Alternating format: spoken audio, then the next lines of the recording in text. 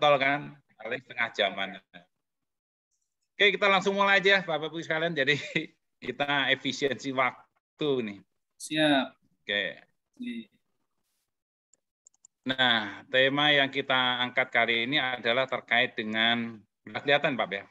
Udah Penguatan sistem inovasi. Jadi ini terkait, jadi ini ada kombinasi antara bagaimana saya mau menerangkan antara teknologi dengan ekonomi itu sesuatu yang nggak bisa dipisahkan sekarang itu. Jadi kalau dulu saya ingat begitu, kalau tahun-tahun 85, 82 itu ya, itu jelas sekali antara ekonomi dengan satu teknologi itu kelihatannya nggak pernah ngumpul ya, artinya nggak bisa terjadi ada satu interaksi ya. Karena apa? Ternyata perekonomian itu digerakkan oleh dulu istilah ada pendapat gini, ada barang, ada duit kan gitu kan, sehingga orang itu kalau seperti di pedesaan terutama terasa sekali. Kita ada panen misalkan panen alpukat atau berambang atau itu langsung jadi duit. Jadi akhirnya nggak ada satu istilahnya diversifikasi usaha itu nggak ada sama sekali. Istilahnya belum mengenal diversifikasi usaha itu.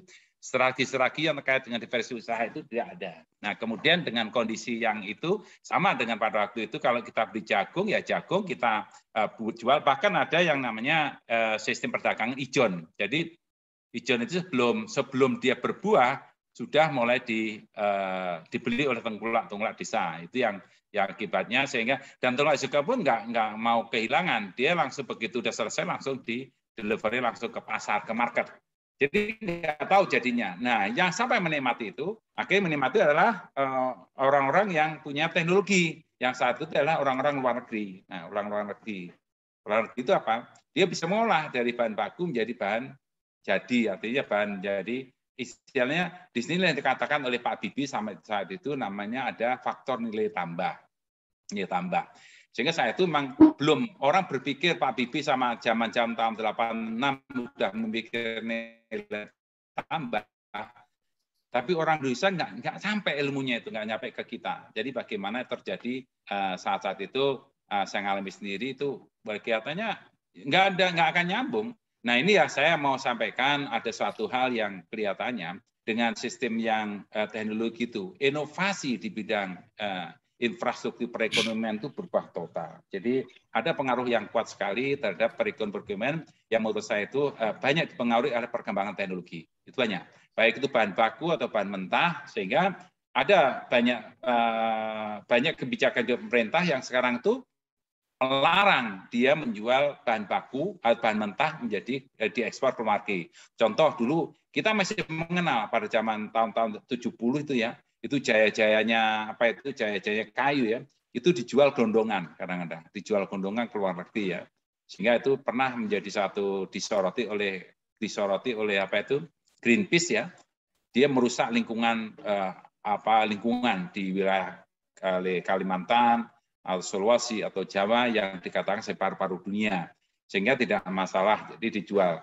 Kemudian mulai diadopsi menjadi dijual bentuk papan, nah, terjadi bentuk papan dan sebagainya, sehingga itu menjadi perubahan bahan. Tapi masih bahan baku. Nah, belum ada pemikiran bagaimana ada suatu strategi penguatan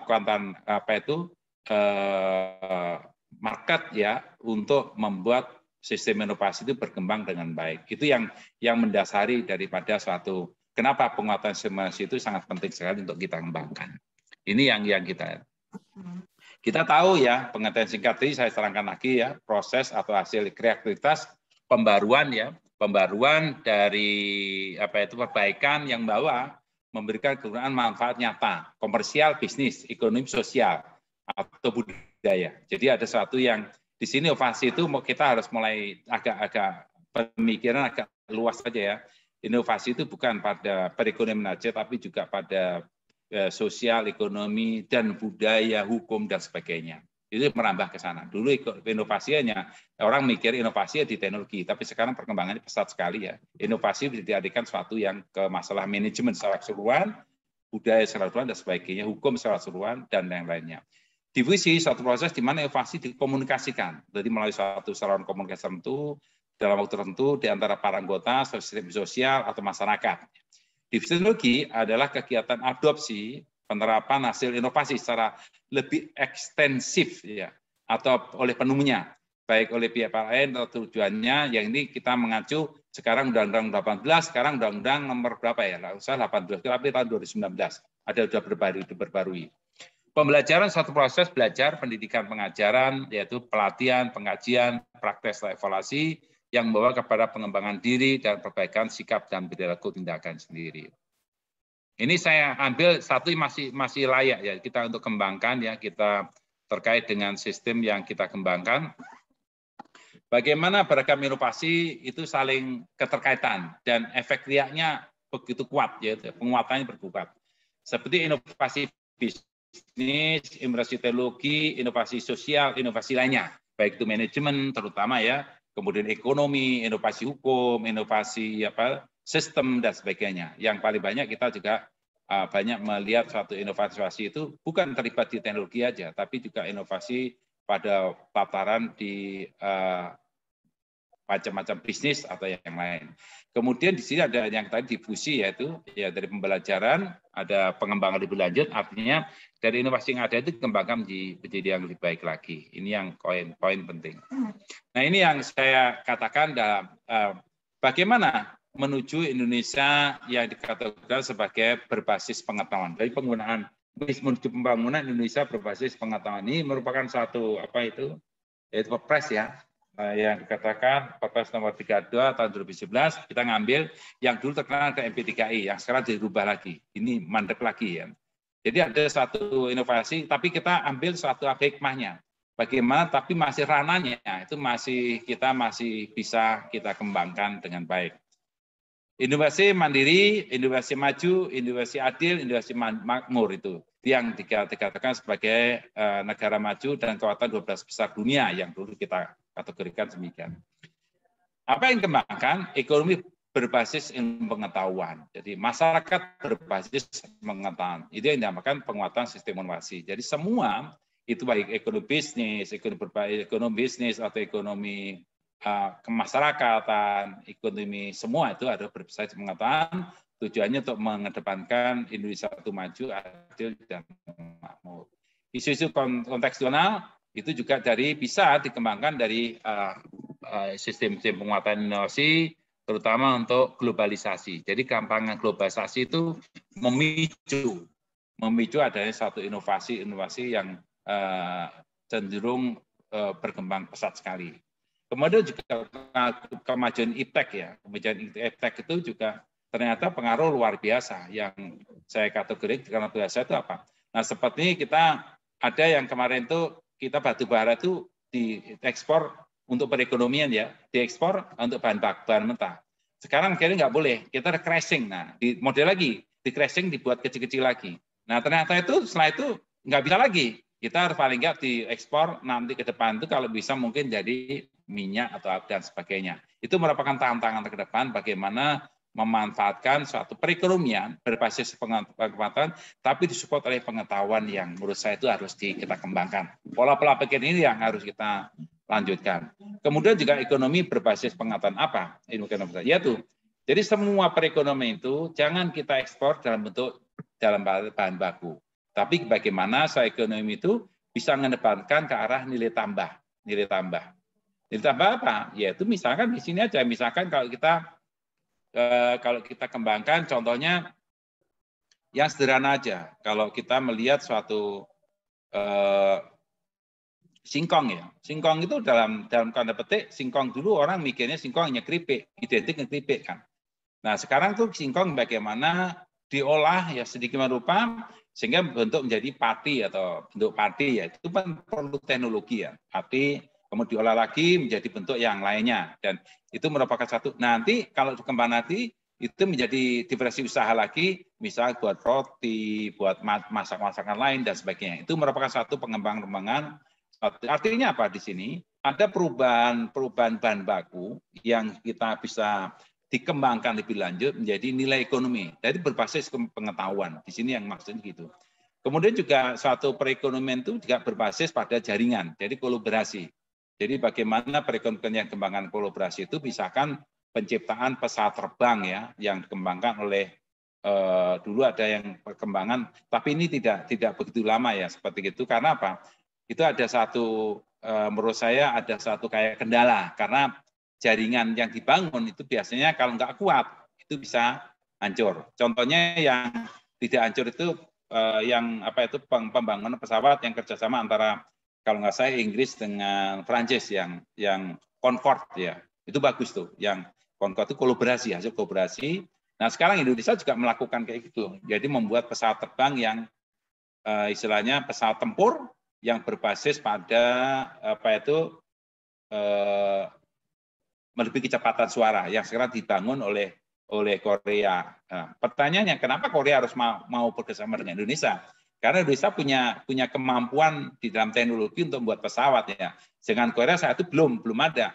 Dia hanya memberikan maaf juga menjadi buat satu pesawat yang capung. Tapi SDM-nya itu bagus Korea itu. Sehingga dia pernah membuat kolaborasi bagaimana tahun 2000 berapa ya, itu bisa mengembangkan pesawat tempur yang dia punya kecepatan daripada pesawat. Itu dibangun bareng perekonomian berdasarkan kolaborasi ya. Kemudian faktor lain lokalitas ya. Lokalitas itu juga banyak yang kita kembangkan dari produk-produk yang kita berbasis seperti sekarang itu kalau bisa orang ya, faktor lokalitas itu pengaruh seperti kalau kita mengembangkan kelapa sawit ya. Orang kelapa sawit itu identik dengan minyak. Tapi sebetulnya enggak. Dengan satu perkembangan teknologi, kelapa sawit itu kita kembangkan menjadi 120 produk turunan. Buat obat juga bisa, buat yang lain juga bisa, yang lain. Berarti artinya apa? Kita kalau sudah membuat ada intervensi apa itu ilmu pengetahuan atau teknologi, maka semua itu akan menjadi satu produk yang mempunyai nilai tambah yang cukup besar. Ini yang menurut kita baru terkuak ya, pengembangan apa yang diisu-isukan oleh Pak Habibie dulu itu, bagaimana kita mengembangkan isu-isu yang terkait dengan nilai tambah. Artinya nilai tambah itu yaitu produk yang bahan baku yang dikembangkan terus-menerus sehingga menjadi produk yang sifatnya menjadi produk jadi yang berkualitas. Ini yang kita lihat. Kita juga tahu sistem inovasi itu juga suatu kesatuan yang mengarah ke perkembangan dan kecepatan inovasi di proses pembelajaran. Karena sistem itu yang dikembangkan seperti kalau kita melihat mobil sendiri, kita contoh mobil Toyota misalkan Vios, itu merupakan kombinasi dari beberapa teknologi yang di situ. Ada yang membuat gearbox-nya, ada yang membuat bodinya, ada yang membuat crankshaft-nya, ada yang membuat knalpotnya, ada yang membuat mesinnya sendiri, ada yang membuat AC-nya sendiri, ada yang membuat interiornya. Itu kombinasi sistem. Dari beberapa sistem dikembangkan menjadi sistem inovasi. Jadi satu dari sisi dia mengembangkan apa yang sudah dikembangkan untuk inovasi itu menjadi suatu sistem yang kuat sehingga menjadi bentuk yang bisa mempunyai suatu kesatuan yang kecepatannya inovasi itu sangat penting sekali. Sehingga itu bisa bertahan. Karena apa? Sistem inovasi yang dipegang. Sistem enggak, mobil itu ada mobil itu sistem. Jadi gabungan dari beberapa kesatuan, gabungan dari beberapa sistem yang dikembangkan oleh orang-orang yang grup Toyota itu baik mobil atau juga yang contohnya aja yang dikembangkan seperti Xiaomi ya. Xiaomi itu menurut saya itu sangat bagus sekali teknologinya ya. Teknologi sama, yaitu teknologi yang dikembangkan oleh prosesornya sama. Prosesor sama ya. Kemudian tapi kenapa Xiaomi bisa menggebrak pasar ya? Bisa ngebak pasar, kualitasnya bisa bagus dan harganya bisa bersaing dengan Samsung atau dengan Apple atau yang lain. Sehingga sampai sekarang itu Xiaomi itu sampai kemarin saya dengar dia bisa menempati ranking 1 di Indonesia. Karena apa? Dia bisa membangun karena proses pembelajaran yang terus-menerus dikembangkan. Jadi proses pembelajaran itu masuk inovasi juga. Bagaimana dengan proses pembelajaran itu menjadi suatu teknologi menjadi lebih advance lagi dan menjadi suatu yang akibatnya juga itu ada satu yang proses pembelajaran dan difusi itu menjadi produk-produk yang mempunyai nilai tambah. Karena apa? Kemampuan cara pengembangannya, kemampuan cara mengembangkan sistemnya itu menjadi cukup bagus. Jadi pengembangan penguasaan kemajuan penerapan pemetaan IPTEK merupakan bagian integral dari sistem informasi. Jadi bagaimana dia lebih tepatnya kalau misalkan di prosesor dia program gini. Kalau saya membuat prosesor beli satu prosesor mungkin harganya 1 juta ya. Tapi kalau saya memberikan beli prosesor 1000, maka bukan 1 juta, mungkin 500. Nah, itu yang jadi satu yang pemikiran sistem yang dipakai. Kemudian penguasaan, bagaimana dia merangkai ya satu sistem dengan lain supaya menjadi satu produk yang nilai tambah. Kemudian bagaimana memajukan, menerapkan, dan sebagainya. Kemudian yang kedua, bagaimana subsistem, yaitu elemen faktor, berperan kesaling terkaitannya, termasuk koherensi, kebijakannya, dan sebagainya. Dinamika interaksi menentukan dan mengaruhi kerja dinamis dari sistem inovasi sendiri. Ini menjadi harus ditengari sistem inovasi. Sehingga sistem inovasi itu jangan diartikan bahwa itu bagian yang terpisah, bukan, bagian kesatuan yang akan mengaruhi perkembangan dan kecepatan inovasi, difusi, dan proses pembelajaran. Contoh, kalau kita itu Vios itu kan mulai tahun berkembang, saya kasihkan mobil Vios, itu saya menarik sekali. Vios itu kan tahun 2005 nggak salah ya, mulai muncul itu. Tapi kenapa Vios itu apa istilahnya produk cycle-nya sampai sekarang masih hidup? Karena ada proses di situ, ada proses ada arah satu yang pengaruh perkembangannya, mulai dari penguasaan teknologinya ya, dikembangkan lagi, kemudian di produknya, di interiornya dibuat bagus ya, kemudian sistem makin kompak, makin efisien. Nah, itu merupakan hasil pengembangan sistem yang membuat sistem penguatan pekerjaan itu bisa menjadi lebih bagus lagi. Banyak satu contoh yang menurut saya sistem ekonomi yang bisa dikuatkan atau dikembangkan karena ada perkembangan dari sistem. Kemudian sistem inovasi ini juga penguatan sistem inovasi itu membenahi. Nah, membenahi sistem baik holistik, serentak atau isu sistemik secara bersistem. Dari perspektif kebijakan, langkah perbaikan perlu diarahkan dengan isu-isu kan sebagai suatu kesatuan kerangka kebijakan inovasi dan KKI ya, Innovation Policy Framework. Ini menjadi suatu pemikiran kita sendiri ya. Dalam satu sistem itu contohnya kalau kita bagaimana perspektif yang dikembangkan oleh bagaimana KTP dulu. KTP yang itu bukan satu hal yang mudah, membuat KTP yang sekarang itu dari bentuk yang seminggu, 2 minggu, hitungan 1 jam. Itu baik proses. Apa yang dibenahi? Intervensi daripada teknologi, komputer, kecepatannya, programnya, kemudian juga warnanya untuk semua itu harus dikembangkan. Printernya harus dibenahi semua. Sehingga begitu kita masuk, kita tempel ngetik, ganti nama, kasih orangnya, plug, semua jadi. Itu yang sudah di mana kita harus membuat satu frame dari kertasnya itu harus khusus ya, untuk harus pesan khusus sehingga tidak bisa ditiru atau mungkin dibajak. Ini penguatan sistem inovasi. Kemudian juga kerangka kebijakan inovasi. Jadi merupakan kerangka kolaboratif sebagai ilmu bersama common platform pada pihak mengembangkan sinergitas koherensi kebijakan, tindakan intervensi operasional. Langkah-langkah diarahkan untuk memperkuat kolaborasi sinergi atau meningkatkan koherensi. Jadi ini banyak sekali yang terjadi kasus sekarang itu ya. Bagaimana mengembangkan sistem perekonomian di Indonesia ya. Kalau kita mulai dari hilir ya, itu dibuat satu contoh yang dikembangkan oleh grupnya Sinarmas ya. Sinarmas Group itu pada waktu dia membangun satu produk minyak, dia itu masih bergantung pada pabrik PKS. Dia masih gitu ya. Tapi kemudian bagaimana supaya dia itu sinerginya itu kuat sekali. Dia tidak menjadi dia terjun ke pabrik kelapa sawit langsung. Jadi pabrik terjun ke pembenihan. Mulai pembenihan dibenahin, kemudian produknya dia sudah tahu bagaimana cara penanaman, dikuasai semua. Pengembangan sistem kerangka kebijakannya dibuat demikian sehingga sampai mendapatkan produk sampai menjadi suatu pabriknya milik sendiri, kebunnya milik sendiri. Nah, kemudian juga sampai ke produk jadinya. Sampai kalau kita lihat di pasaran itu ada yang produk kelapa sawit dikembangkan menjadi minyak ya atau mungkin jadi bahan-bahan baku lainnya. Itu menjadi penting. Tapi ini memerlukan merupakan satu kolaborasi sinergi yang seharusnya bisa meningkatkan koherensinya di antara satu yang lain. Kemudian prakarsa model ya, sebagai titik tumpu miniatur ditempatkan dalam kerangka bersistem. Jadi kita juga lihat sekarang model-model yang dikembangkan seperti untuk saya ceritakan bagaimana suatu model itu miniatur itu bisa dikembangkan secara sistemik. Contoh jadi pengembangan daripada mobil-mobil yang dikembangkan oleh Mitsubishi, yaitu dengan expander ya. Bagaimana expander itu bisa begitu dikeluarkan, dia bisa merajai sistem mobil-mobil di Indonesia terutama. Model dikembangkan, kemudian kerangka sistem dibangun dan sebagainya, sehingga menjadi mobil yang betul-betul menjadi yang beda, hasil sinergi dari yang lain.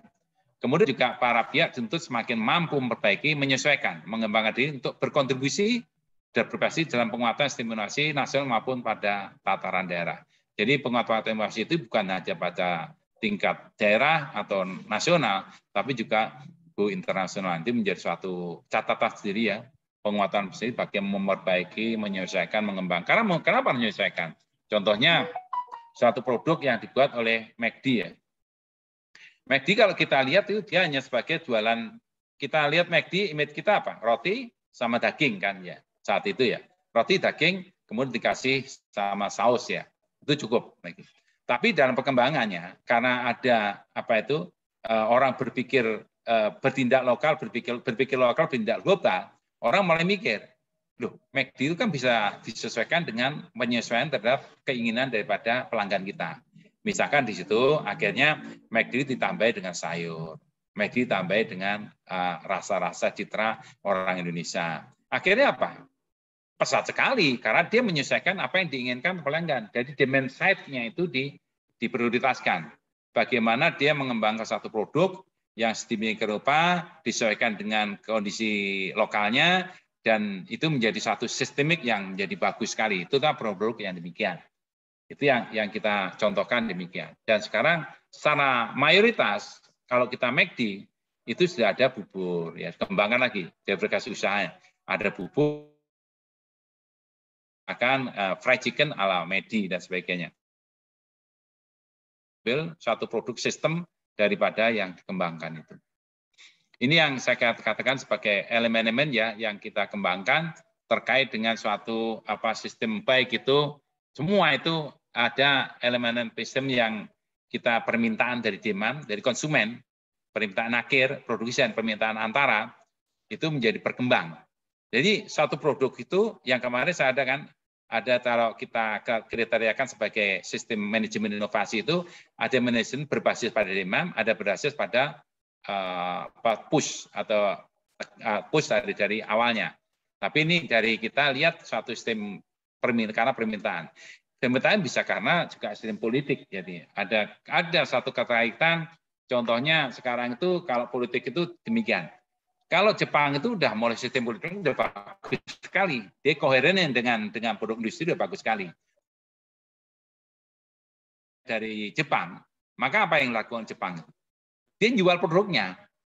Mulai kalau dia pembangunan rumah bertingkat atau pembangunan dari tolnya semua dia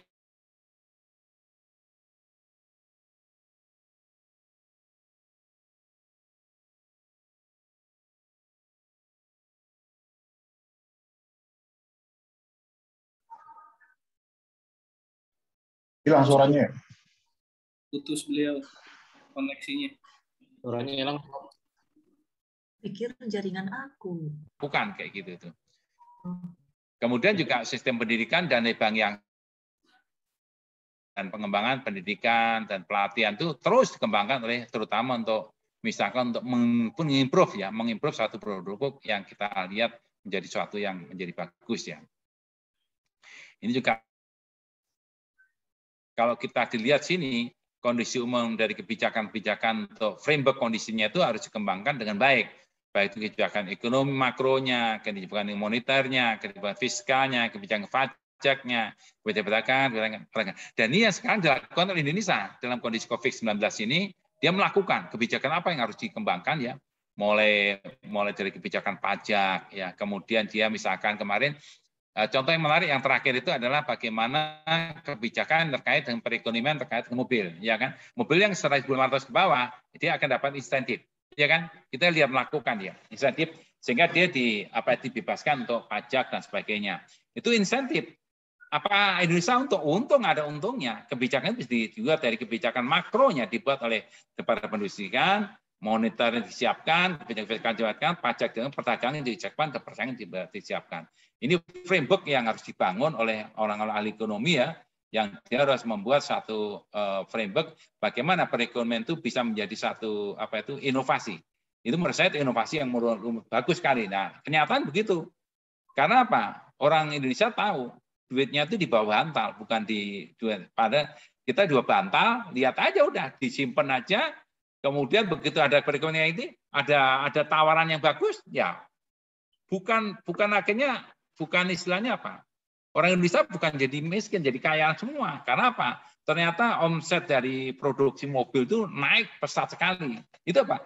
Kebijakan ekonomi, penguatan kebijakan ekonomi yang berdasarkan dari fiskal, dari perekonomian yang dikembangkan secara itu menurut saya inovasi yang menurut saya itu bagus sekali ya. Bagaimana dia mendriven pasar yang sifatnya lesu, tapi dibuat sistem inovasi dikembangkan dengan hanya mengeluarkan kebijakan aja. Cukup membuat satu produk-produk mobil itu bisa berkembang pesat sekali. Sehingga apa? Permintaan market, demand marketnya itu berkembang dengan pesat sekali. Ini karena apa? Satu, pemerintah harus canggih ini di sistemnya itu. Jadi menguatkan sistem inovasinya itu menjadi satu yang menurut saya cukup besar. Nah, sistem industrinya bisa tadi benar produk global, industri perusahaan besar atau UKM, PPPT dan sebagainya. Contoh juga yang berkembang yang saya lihat itu ada sistem perekonomian yang dikembangkan oleh UKM.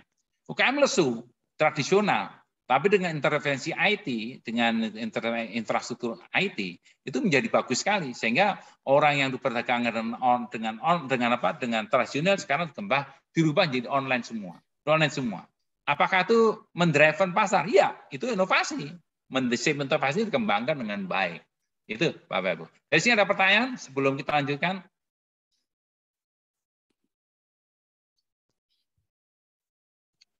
Jadi pola pikir agak makro, tapi juga bisa ke mikro itulah. Jadi perlu kita namanya riset pengembangan teknologi itu perlu kita terus kembangkan. Perusahaan besar seperti Hyundai, Apple, Xiaomi, kemudian juga perusahaan sekaliber seperti kayak Toyota, itu produk riset itu minimal. Saya lihat itu minimal itu adalah 10 dari 15 brand. Bahkan ada yang 40 produk risetnya itu dikembangkan ke arah sana. Untuk apa? Penguatan sistem inovasinya itu. Penguatan sistem inovasi itu menjadi satu titik tolak pengembangan dari masa depannya itu. Itu ada pertanyaan yang mengomentari atau berpikir lebih realistis atau mungkin lebih panjang untuk dikembangkan?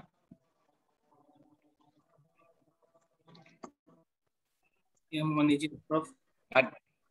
Ya, silakan Mas Slamet. Ini Prof, waktu 2019 itu kan saya pernah ikut seminar nasional yang diadakan sama Kominfo, intinya program inkubasi untuk startup ya, Prof. Startup company ya. Startup company. Cuma saya lihat-lihat proses sumbangsih dari pemerintah dalam hal pembiayaan itu masih setengah-setengah ya, Prof. Contohnya gini, ketika si startup company itu lolos kemudian disetujui oleh pemerintah, dan yang membiayai research and development si company tersebut, si startup tersebut termasuk pemerintah, tapi dilempar ke pasar bebas gitu untuk mendapatkan investor di dalam pengembangan startup tersebut gitu. Jadi bahkan kalau saya lihat tuh 100% tuh kayaknya dari investor, Prof, ininya pembiayaannya gitu. Jadi pemerintah tuh masih hanya sebatas mensupport dari sisi dari sisi saja sebenarnya. Ya, kebijakan aja. Ya, artinya itu Pak Slamet. Kalau saya lihat ya Pak Slamet itu kebijakan itu ya benar, saya setuju setengah-setengah. Karena pemerintah juga masih gamang gitu loh. Apakah dengan UKM ini, dengan startup company, mesti startup company itu ada modalnya Pak. Yang pengalaman saya, startup company itu ada modalnya. Dia dikasih insentif berapa juta atau kayak gitu ya. Cuma untuk UKM, saya pernah melaksanakan kayak gitu. Kita startup company, kita di digodok lah di sistem itu di apa itu, kalau saya dulu ada namanya apa ya? Jadi kita punya tempatnya itu kita godok, dikasih kita biayai sampai dia startup company, dia sampai mendapatkan suatu produk yang betul-betul matang dan siap dikembangkan di pasar, Pak. Ya. Itu yang kami gitu. Itu yang kelihatannya menjadi. Nah, itu memang betul. Dari menurut saya sih bukan berarti bukan sistemnya yang salah, Pak. Tapi pola pikirnya belum nyampe. Gimana cara buat ini belum nyampe gitu loh. Nah, sekarang udah seperti Bapak Samad lihat, seperti mobil kan sudah jelas sekali ya. Kembangkan langsung kayak kacang goreng aja yang kayak gitu kan. Itu bagus. Itu yang kayak gitu tuh. Tapi startup company yang UMKM itu perlu waktu, Pak. Tidak bisa dalam waktu hitungan misalkan 6 bulan dan sebagainya ya. Itu butuh waktu untuk menjadi satu produk yang betul-betul siap diterima. Dan itu biasanya, Pak, itu digandengkan dengan perusahaan besar, Pak. Biasanya itu supaya marketnya itu. Jadi kadang dia memberikan dia ada namanya bapak asuh kayak gitulah, model kayak gitu, Pak. Bapak asuh dan sebagainya ya. Sehingga dia nanti kembangkan ya. Itu betulnya maaf juga ya. Itu ada tanda petik menurut saya masih belum sistem, bukan saya pemaksaan, tapi belum siap, Pak Samad di situ. Iya. Betul, Pak. Ya, mungkin istirahat dulu, Pak ya, karena azan, Pak. Mungkin nanti kita mulai lagi ya. Kita di sini lagi nanti 6:30 ya, kita mulai lagi. Siap. Ya. Terima kasih. Assalamualaikum warahmatullahi wabarakatuh. Waalaikumsalam warahmatullahi wabarakatuh.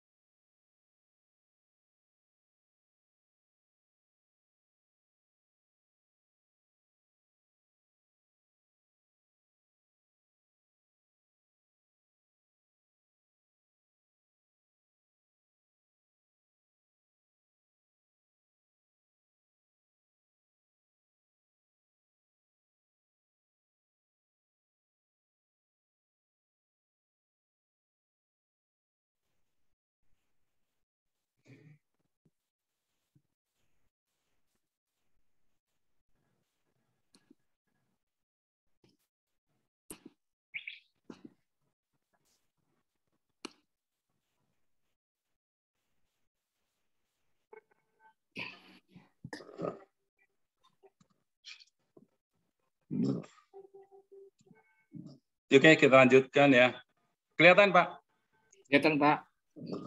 Nah, ini betulnya saya ngambil dari apa itu, menurut saya masih bagus sekali ya. Jadi saya ngambil dari pusat riset pengembangan untuk elemen-elemen penting dan strukturasi. Ini sebetulnya penjelasan daripada ini lebih detail lagi ya. Ini sama dengan isu pokok kebijakan tadi sudah kita terangkan ya, isu kebijakan yang kita ambil. Dan ini sekarang yang diambil oleh pemerintah ya, bagaimana suatu kebijakan-kebijakan yang bagaimana men-trigger perekonomian yang lesu ya. Lesu itu gimana? Baik itu dalam masalah COVID sekarang itu maupun yang terkait dengan yang sekarang yang kita contohnya terakhir itu yang masalah kebijakan masalah mobil ya, kemudian juga bagaimana men-trigger yang 150 cc karena kondisi perekonomian yang sebetulnya pemerintah tahu ya orang Indonesia itu punya duit ya, namun dia bagaimana men-trigger supaya perekonomian bisa jalan. Nah contohnya begitu di-trigger dengan dengan kebijakan terkait dengan mobil listrik, maka itu menurut saya kebijakan yang menurut saya yang berbeda dengan yang disampaikan tadi. Yang disampaikan tadi adalah yang men-trigger yang ditamakan oleh Pak Slamet tadi. Pak, kenapa startup itu kok tidak sifatnya kayak ambivalen. Jadi pemerintah itu tidak secara sistemik untuk membuat regulasi atau kebijakan yang bisa men-trigger perekonomiannya. Itu belum itu yang terjadi. Nah, beda dengan yang sekarang itu yang ditrigger oleh intervensi teknologi. Artinya bagaimana UKM-UKM yang berkembang sekarang itu bisa berkembang pesat itu, apalagi dengan satu wadah yang dikembangkan oleh Shopee ya, Shopee kemudian mewadahi, dia menyediakan lahan ya istilahnya ya. Kemudian yang mengembangkan adalah UKM-UKM itu dengan trigger apa? Dengan trigger ICTA atau dari komputer ya. Dari information komputer ya, kemudian itu bisa information computer teknologi itu dengan ICT itu, maka di trigger itu, maka perkembangan perubahan yang terjadi, satu inovasi yang dikembangkan adalah bagaimana dia bisa mengembangkan suatu sistem ya sedemikian rupa sehingga akibatnya UKM yang lesu, yang tidak bisa berkembang itu akhirnya bisa marketnya bisa dihidupkan kembali. Dengan apa? Dengan sistem market yang berbasis pada IT. Itu yang saya katakan bahwa triggernya tepat sekali. Nah, sama dengan kebijakan yang itu adalah intervensi pemakaian teknologi yang dikembangkan. Karena apa? Karena pemerintah memandang demand-nya, jadi konsumennya, produsen itu ada. Hanya sekarang bagaimana mengkolaborasi sistemik yang secara sistemik sehingga bisnis di bidang dukungan bisnis inovasi bisa berkembang dengan baik. Itu yang menjadi baik besar sudah. Nah, seperti juga yang sekarang itu bagaimana men-trigger perbankan yang dengan model Ventura yang sekarang terkenal dengan sistem istilahnya apa yang kemarin sistem keuangan yang di-trigger ya. Pemerintah menyediakan seperti kayak lahan juga ya. Di sini diperbolehkan ya, tapi sekarang itu terlalu implementasinya yang salah. Seperti sekarang itu banyak orang peminjaman online yang itu disalahgunakan. Sebetulnya bagus, tapi salah memanfaatkan sistem itu sehingga banyak yang ditangkap itu karena sistemnya yang menurut saya itu adalah yang nggak benar. Artinya dimanfaatkan oleh orang-orang sehingga sebetulnya kalau saya itu market di bidang itu terdistorsi gitu loh. Ada kesalahan daripada satu implemented-nya yang tidak dimanfaatkan secara optimal. Padahal namanya apa sih lupa nih? Tahu gue istilahnya apa itu? Sistem keuangan demikian tuh, aku lupa namanya itu. Ada yang ingat? Yang peminjaman keuangan online itulah. Fintech. Ya, fintech, betul. Fintech. Jadi fintech itu betul saya itu ingat apa fintech. Fintech itu betul bagus fintech itu ya. Namun baik fintech itu bisa dikembangkan dengan bagus ya. Namun kelihatannya dari fintech itu triggernya yang diimplementasinya yang agak salah. Jadi dimanfaatkan menurut saya ada manipulasi, ada istilah-istilahnya distorsi di dalam sistemnya sendiri ya, di dalam implementasi sistemnya. Itu yang menurut saya itu adalah kalau itu mestinya dikembangkan dengan baik ya, bagaimana integrasi dengan baik, tapi juga pada implementasinya itu menjadi salah. Ini yang saya katakan untuk perbankan daripada model Ventura ya. Itu yang kelihatan demikian.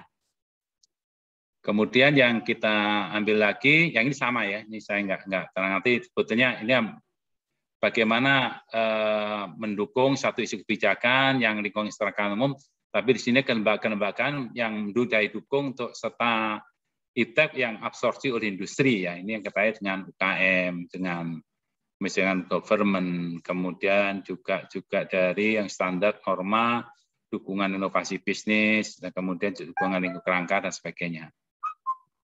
Ini, nah kemudian juga kita lihat apa kata kunci daripada yang dikatakan kerangka kebijakan sistem inovasi yang dikatakan sebagai heksagonal ya, heksagon.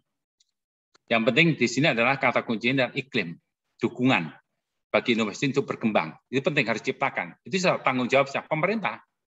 Pemerintah menciptakan lingkungan yang sifatnya yang mendorong daripada bisnis itu supaya suplai dan pengguna itu menjadi satu sistem kesatuan yang utuh. Itu tanggung jawab sini dari yang tadi sistem regulasi tadi. Dengan diimplementasikan sistem regulasi, mestinya itu adalah suatu wahana yang bagus untuk mengembangkan bisnis ya. Karena dukungan sudah kuat sekali. Di iklimnya harus diciptakan, didukung oleh yang dalam arti ada pemerintah. Itu kerangka kebijakan heksagon yang penting adalah iklim lingkungan yang kondusif untuk menggerakkan bisnis atau sistem ekonomi atau penguatan ekonomi. Kemudian penyedia, jadi ada supply-nya. Ada supply-nya, ada penggunanya. Di sini juga yang tadi, satu contoh yang supply-nya itu ada, yaitu UKM. Ya. Tapi pengguna juga ada. Namun bagaimana supaya penyedia, barang-barang penyedia, produk yang berasal dari supply itu bisa sampai konsumen. Karena kendala dari distribusinya, kendala daripada marketnya. Maka keluarlah yang dikatakan sistem IT yang bisa kembangkan pesat sekali ya. Itu saya lihat ada yang kemarin tuh, bahkan ada yang saya melihat tuh ada UKM yang bisa sampai ke go internasional ya. Karena sistem marketnya luar biasa. Jadi menggunakan IT dan kemudian yang penting bahwa supply itu jangan bohong gitu ya. Kita kadang sekarang banyak dimanfaatkan. Jadi itu ya gitu, pasti ada distorsi pasar ya. Yang tidak semua itu orang jujur ya, Contohnya kita menyediakan barang-barang yang tidak sesuai dengan yang kita inginkan, sehingga ada istilahnya kebohongan menurut saya itu ya, sehingga itu menjadi satu kendala dari distorsi yang ada sekarang kasus yang bagus mulai dengan COVID-19 itu.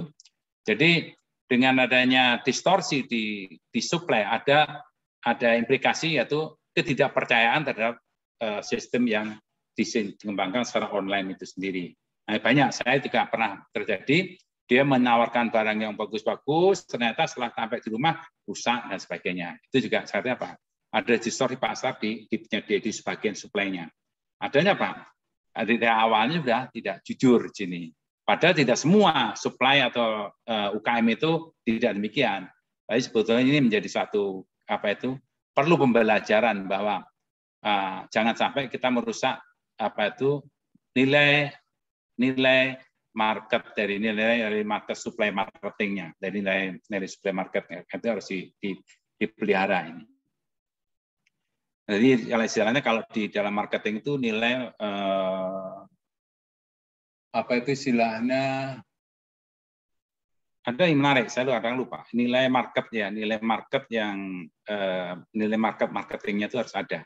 Kemudian juga keterkaitan interaksi jaringan pelayanan ini menjadi penting sekali. Jadi keterkaitan interaksi jaringan itu yang sekarang disediakan oleh supply oleh Shopee, Bukalapak dan sebagainya. Oh ya, tadi yang kedua itu namanya nilai rantai marketingnya. Jadi ada penyedia dan pengguna itu adalah nilai rantai marketingnya itu harus dibangun sedemikian sehingga menjadi satu yang lebih mudah, lebih percaya, lebih ada trust di dalam satu antara penyedia dan pengguna. Ini harus dijaga. Ini untuk menjadi suatu bagaimana kata kunci kebijakan daripada inovasi bisa berkembang dengan baik. Kemudian juga budaya kreatif dan inovatif. Jadi budaya kreatif dan inovatif harus diciptakan di baik itu di supply maupun di penggunanya sendiri. Ini karena penting lagi. Kalau misalkan market itu kalau nggak budaya kreatif, nggak diciptakan, maka pasar itu tidak akan berkembang. Karena itu menjadi suatu modal bagaimana ekonomi kreatif berkembang pesat, ya, bagaimana suatu inovasi di bidang manajemen itu bisa berkembang dengan baik pula, gitu. Kemudian fokus, itu keterpaduan, koordinasi, koherensi itu menjadi satu yang penting untuk dikembangkan dalam menyongsong kerangka kebijakan inovasi yang menjadi kata kunci dari bisnis di dalam sistem perekonomian. Kemudian juga dinamika global, karena tahu ya market global itu perkembangannya pesat sekali. Jadi perubahan-perubahan pesat sekali. Ini ditandai apa? Dengan tingkat persaingan yang tinggi. Contoh saya pakai contoh di bidang seperti di bidang HP aja. Itu terus terang dinamika globalnya luar biasa antara yang dikembangkan oleh Samsung, oleh Apple, oleh misalkan Xiaomi atau mungkin oleh produk HP yang lain. Itu dinamika besar. Ada perkembangan yang menurut saya itu menjadi suatu menjadi hal ini. Bentar ya. Bentar. Halo Bu Nuning. Apa?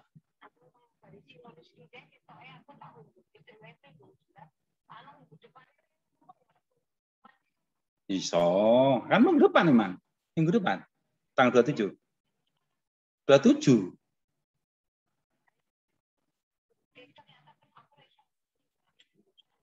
Ya wis gak usah. Ya, ngene, Bu. Ibu atur aja. Ibu atur aja. Jangan aku ngikutin. Jangan ya. Oke, diundur nggak usah. Kita nanti tentukan, kasih tahu Nuriki, Bu, informasikan nanti. Yang pasti saya itu Kamis nggak bisa. Ya mungkin Senin di hari lain mungkin kita atur bisa. Ya, bisa tapi sore, siang ya. Jam 1. Ya, monggo. Iya, sip. Siap, Dewe sama atur. Monggo, ya, monggo. Ya, Assalamualaikum. Salam. Kemudian yang dinamakan, maaf ada telepon dari Kaprodi Pasca Sarjana Bu Nuning yang manajemen pasca sarjana. Itu terkait dengan dinamika global. Jadi dinamika global itu menurut saya itu jadi satu yang menarik ya. Karena perubahan-perubahan yang menurut saya itu karena apa? Kenapa dinamika global itu menjadi satu dinamis ya, menjadi berkembang. Karena satu yang penting kebutuhan konsumen yang kebutuhan konsumen yang terus berkembang pesat sekali. Jadi konsumen itu bisa didriven dengan kemajuan kebutuhan teknologi yang akhirnya dampaknya adalah perkembangan perekonomian. Ini yang dinamika itu menjadi suatu faktor kebutuhan yang contohnya ya satu yang kita lihat dari penawaran-penawaran yang lebih bagus ya, lebih menjanjikan sehingga market itu bisa berkembang dengan baik. Kenapa? Dinamika global yang dinamis, sangat dinamis sekali. Ini menjadi kata kunci. Jadi Bapak Ibu harus mendalami terangkan untuk mendapatkan apa yang mau mengaruhi daripada kerangka kebijakan inovasi terutama di bidang ekonomi itu yaitu ada 6 sistem ini. Mulai dari iklimnya, penyedia, keterkaitan pelayanan, budaya kreatif, fokus keterpadian dan dinamika. Dan ini harus didalami. Seorang ahli ekonomi harus paham bahwa ini sistem ini yang harus menjadi mendriven suatu bisnis supaya berkembang dengan pesat sekali. Tanpa ada budaya kreatif dan inovatif itu tidak akan berkembang. Tanpa ada suatu fokus keterpadian koordinasi tidak akan berkembang. Tanpa ada dinamika global itu tidak akan berkembang. Jadi juga ada rantai nilai marketing atau penyedia suplai dan pengguna itu kita akan sini merupakan ada iklim lingkungan bisnisnya harus kita ciptakan dengan baik. Andingnya apa kok misalnya penguatan sistem inovasi itu di Indonesia ya terutama saya lihat ya memang menarik sekali ya kerangka kebijakan inovasi heksagon itu. Jadi mengembangkan kerangka umum yang berkondusif bagi inovasi dan bisnis itu berkembang. Ini yang menjadi penting sekali ya. Bagaimana sekarang itu menurut saya itu agak bagus sekali. Menurut saya dinamika di perindustrian terutama yang dikembangkan Pak Artato itu ya terkait dengan sistem perindustrian itu menurut saya agak bagus sekali sehingga UKM kemudian distribusi berkembang dengan baik ya. Kemudian juga apalagi inovasi-inovasi itu karena ini dukungan dari lingkungan mendukung jadi kuat sekali. Kemudian juga memperkuat kelembagaan. Jadi kelembagaan, daya dukung, IPTEK, Bank Yasa, mengembangkan kemampuan absorpsi oleh industri, dan khususnya UKM. Ini menjadi satu penting ya. Bagaimana UKM didorong ya sedemikian rupa sehingga perkembangannya juga lumayan bagus. Contoh jadi bagaimana oleh bisa menjadi marketnya bisa istilahnya market yang di regional, kemudian didorong sampai ke nasional, didorong sampai internasional, dan didorong sampai ke multinasional. Itu menjadi satu yang tantangan menarik ya. Itu tentunya bukan hanya peran dari perusahaan itu sendiri, tapi peran daripada kolaborasi, kemudian peran daripada antar lembaga ya. Ada juga peran dari pemerintah, kelembagaan. Karena apa? Dengan memperkuat kelembagaan itu, daya dukung itu bisa berkembang dengan baik. Kemudian menumbuh kembangkan kolaborasi bagi inovasi. Jadi kita itu harus sadar kalau untuk mengembangkan satu produk ya, produk yang bagus yang didorong oleh demand supply itu kolaborasi itu menjadi satu tantangan menarik ya. Kita bagaimana membuat produk yang sifat inovatif, artinya bukan berarti produknya itu dikuasai oleh satu sistem, tapi kolaborasi itu menjadi satu rantai nilai rantai dari produk mentah, bahan baku, bahan jadi dan sebagainya. Itu menjadi satu menarik sekali ya. Kemudian meningkatkan difusi inovasi. Difusi inovasi tadi yang kita tahu dari bagaimana inovasi dengan model difusi itu akan berkembang dengan baik. Praktek baik terbaik atau hasil Lebangesa ya tentunya ada hasil penelitian ya, dari pengembangan, kemudian meningkatkan pelayanan berbasis teknologi. Nah, sekarang telah berkembang dengan online, sistem online sebagainya itu, sehingga sistem ini menjadi satu kolaborasi yang diciptakan oleh antara Bukalapak, Shopee dengan UKM-UKM yang ada di basic di Indonesia contohnya. Nah, itu juga terus kita mendorong daripada budaya inovasi ini. Karena budaya inovasi inilah yang harus selalu kita dorong supaya orang selalu punya karakter inovasinya, inovatornya itu berkembang dengan baik. Kemudian menumbuh kembangkan dan memperkuat keterpaduan pemajuan sistem inovasi, klaster industri nasional dan daerah itu menjadi penting sekali.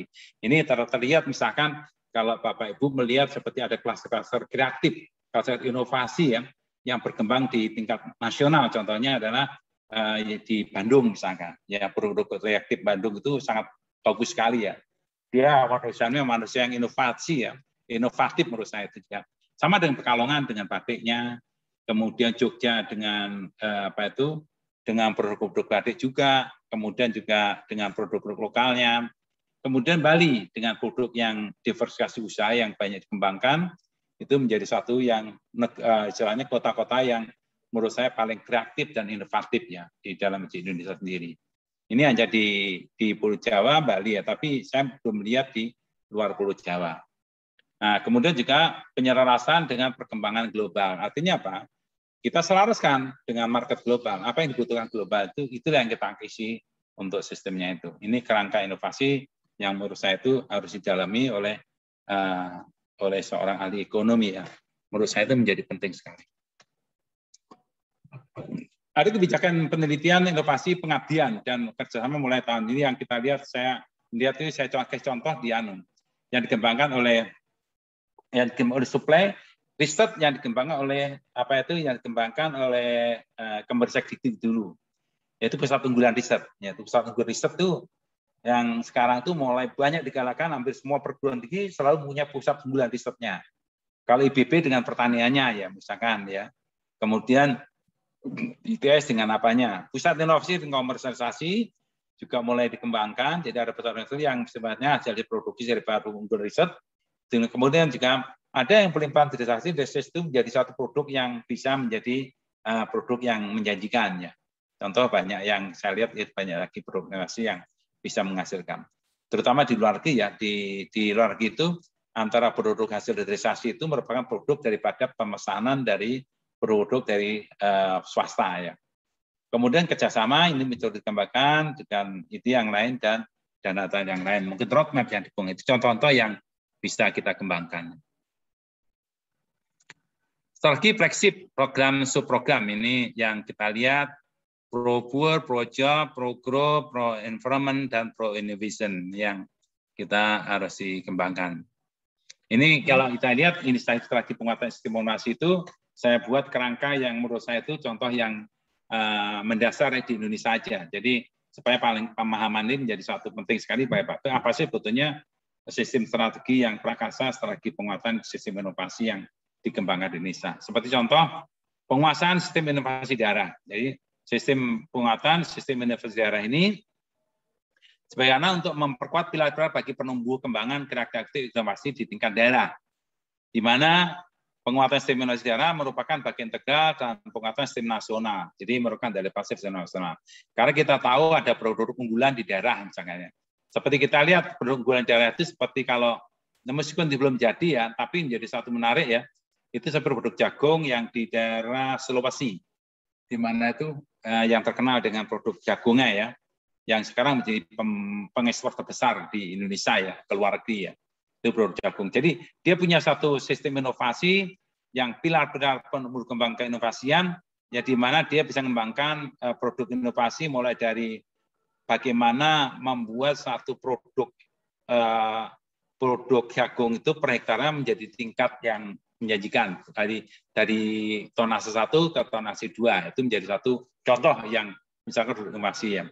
Juga sistem inovasi daerah seperti yang tadi yang saya katakan tadi untuk inovasi di Bandung, di Pekalongan, kemudian di Yogyakarta, kemudian juga kalau asal saya lihat di produk inovasi di Pasuruan dengan kirnya, dengan produk yang berbasis pada logam ya atau Sukabumi ya.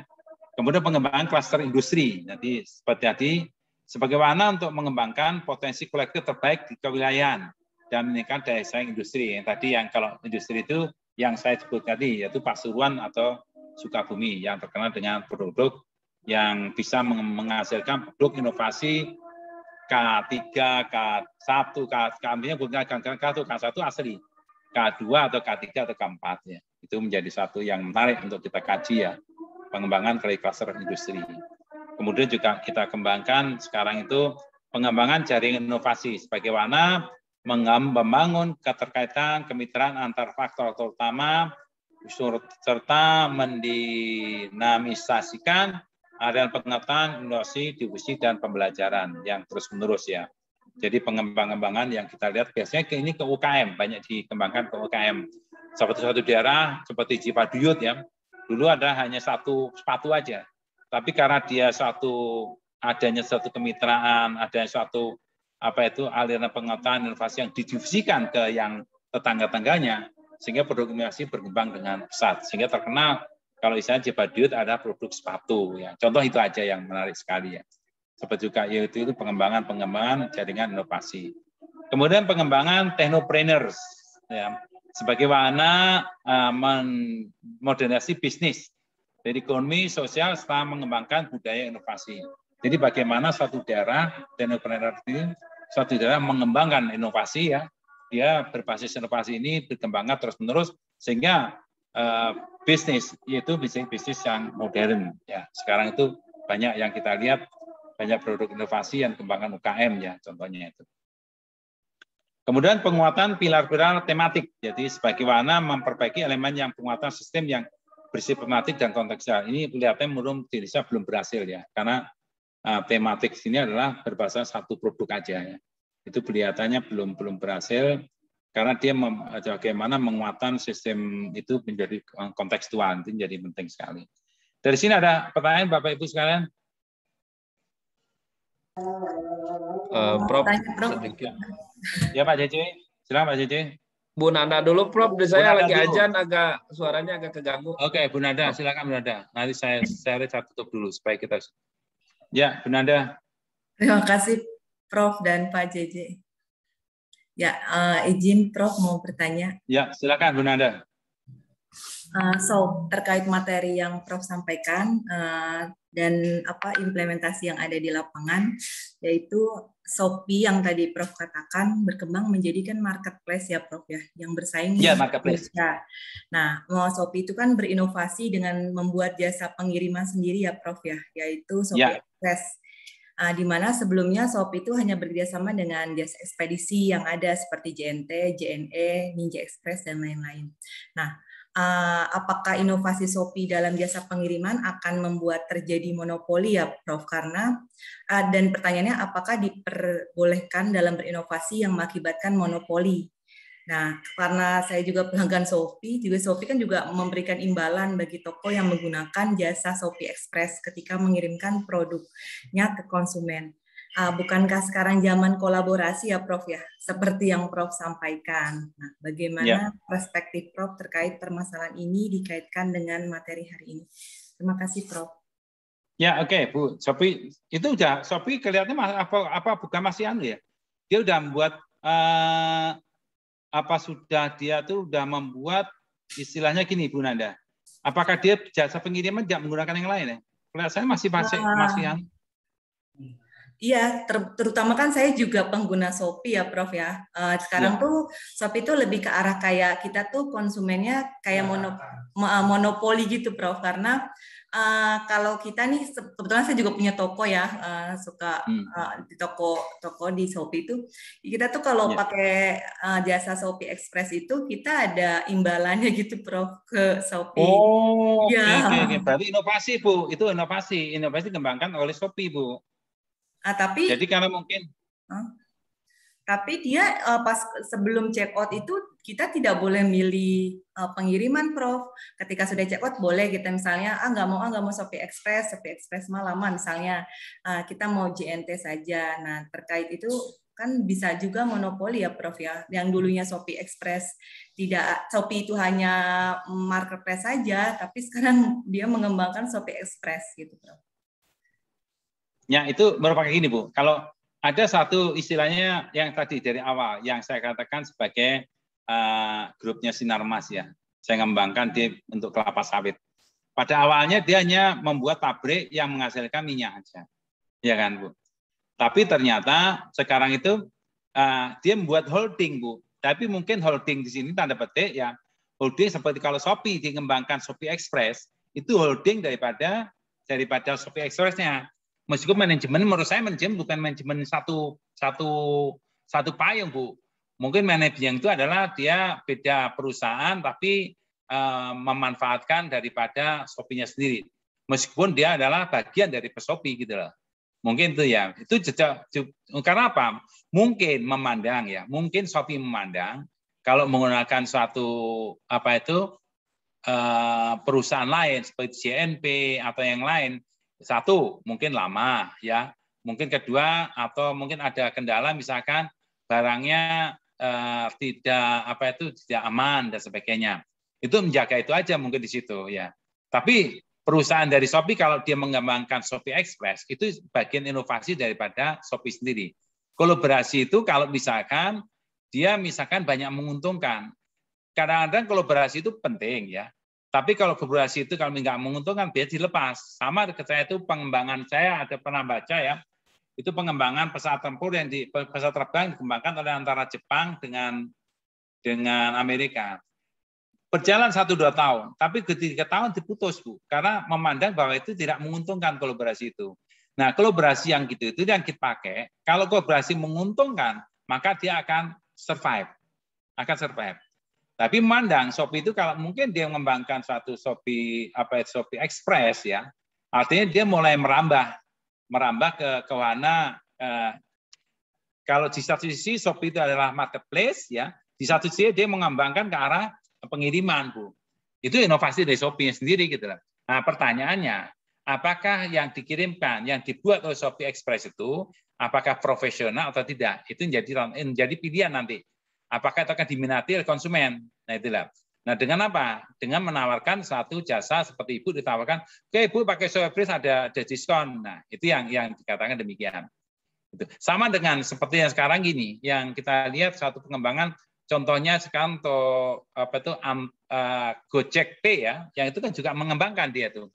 Yang dulunya dia itu adalah mengantarkan orang, kemudian sekarang berkembang bagaimana dia itu sekarang itu sampai ke membuat GoPay ya. Dia GoPay itu kemudian dia menawarkan jasa ke restoran.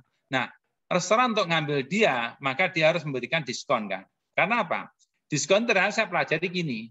Kenapa dia restoran berani memberikan diskon sampai 30 bahkan lebih sampai 20 ya? Itu karena gini. Kalau orang datang ke restoran ya, kemudian makan, maka dia harus mencuci kan, mencuci dan sebagainya. Kalau dia pakai GoPay, dia nggak perlu nyuci, nggak perlu, itu ada cost yang dihilangkan di situ. Nah itu yang dikasihkan ke GoPay. Itu strategi market ya, strategi market yang dikembangkan oleh perusahaan-perusahaan yang GoPay itu. Dia menyediakan. Kalau dia bisa memberikan satu jaminan bahwa pola pelayanannya bagus, maka dia akan melakukannya. Itu Bu, salah satu juga yang dikembangkan oleh Shopee yang ada kalau Shopee Express. Saya belum pernah sih lihat Shopee Express ya. Itu sudah ada Bu, saya Bu Nanda ya? Ada Prof. Tapi pengirimannya Sejak kapan Bu Nanda? Udah lama sih Prof. Udah lama ya? Oh, udah lama. Saya lihat kalau saya beli Shopee itu biasanya ya bukan saya, istri saya. Kalau dia Shopee itu masih pakai JNP ya, yang JNL itu yang masih pakai itu gitu loh. Itu masih pakai itu gitu loh. Tapi ada Shopee Express, saya nggak tahu apakah ada satu kayak labeling dari Shopee Express atau apa gitu. Karena itu yang jadi gini. Karena mungkin mandang juga gini Bu, ada yang sekarang itu pelayanan yang seperti untuk transportasi ya, itu juga agak nakalan juga karena kita sulit mendeteksi untuk customer-nya. Mungkin juga memandang Shopee itu untuk melindungi customer. Itu jadi juga. Karena misalkan gini, Shopee mendelivery barang. Nah, itu kan ada yang grup Shopee itu kan. Tapi barang nggak dipertanggungjawabkan. Itu yang jadi masalah. Itu Bu Nanda.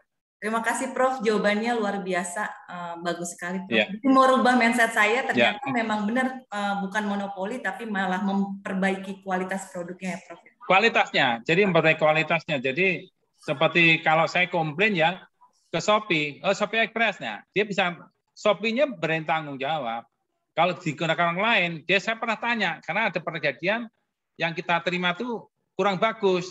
Terus saya komplain, dia jawabannya apa? Si dari GoPay atau jadi lupa sama apa? Saya mendelivery barang ini aja. Kita nggak bisa komplain. Nah, karena apa? Mungkin Shopee sudah melihat bahwa ini tidak bisa dipertanggungjawabkan, nggak bisa dipertanggungjawabkan. Mungkin nanti ke depan itu berkolaborasi terjadi dari produknya. Jadi mungkin Shopee akan mengembangkan misalnya gini ya. Saya kira kalau misalnya Ibu menjadi grupnya Shopee, maka Ibu akan ada perjanjian di situ. Perjanjian bahwa Ibu yang didelivery Ibu itulah betul-betul barang yang betul kualitas. Itu akan distorsi market itu akan bisa dikurangi di situ. Saya kira tujuannya apa? Untuk menunjukkan kepercayaan customer kepada Shopee-nya sendiri. Itu tantangan ke depan. Nah, selama ini Shopee hanya marketplace saja, bukan suatu produk yang sifatnya produk dia mulai, meskipun dia bukan produk saya, tapi bagaimana mendriven pasar dalam arti produk saya itu untuk bisa meyakinkan Shopee bahwa produk saya itu produk yang bisa dipertanggungjawabkan.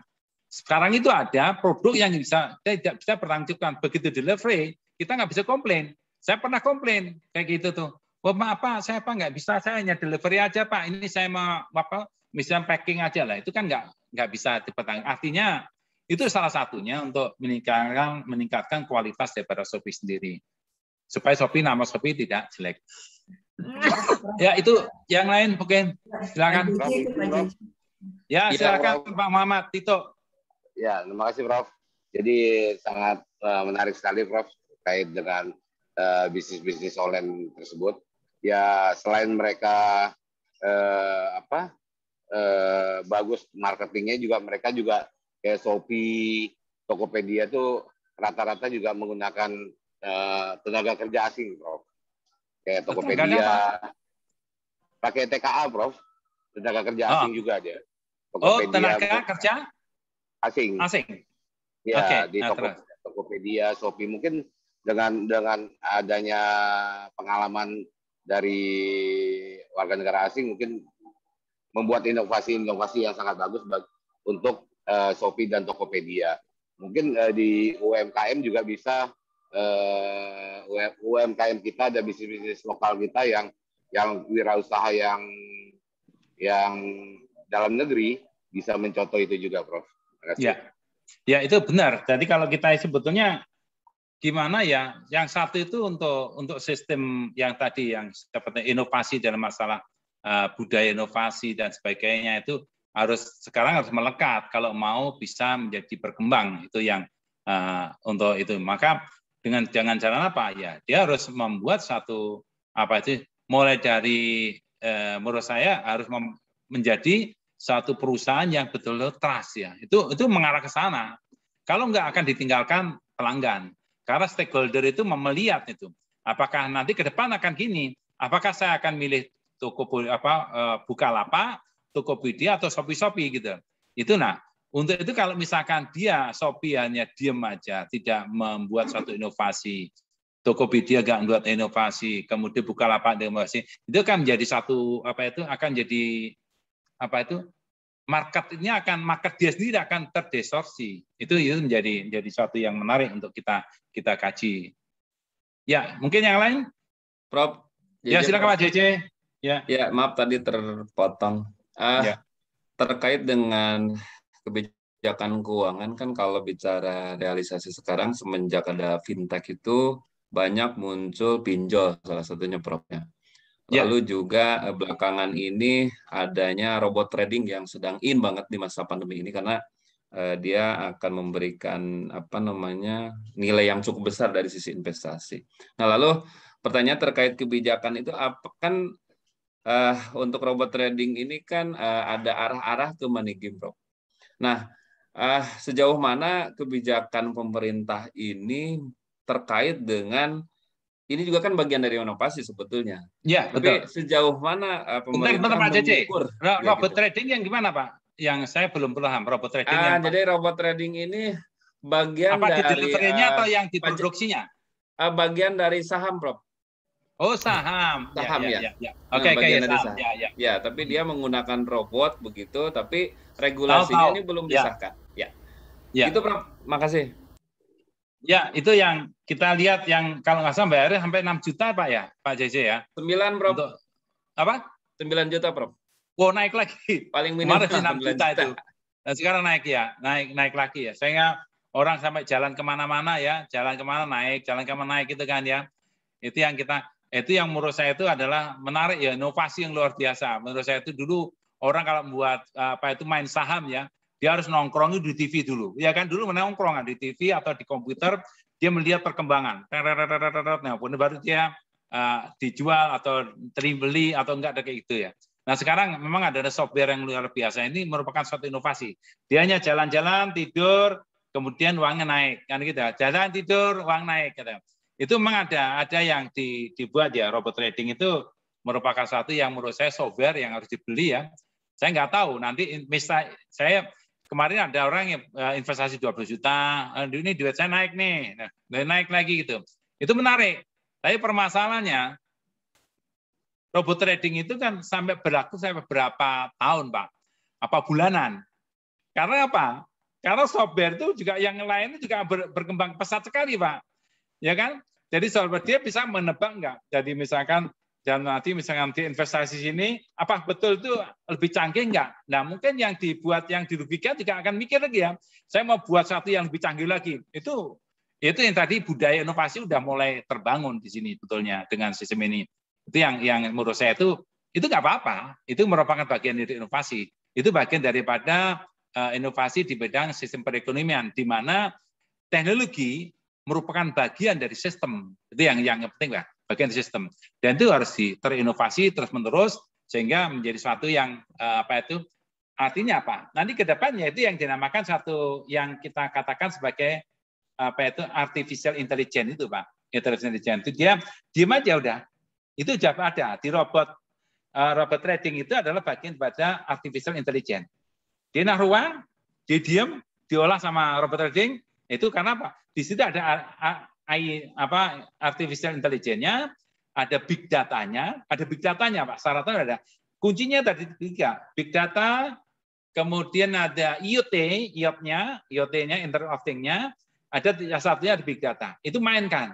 Itu diambil dalam satu sistem yaitu robot trading tadi.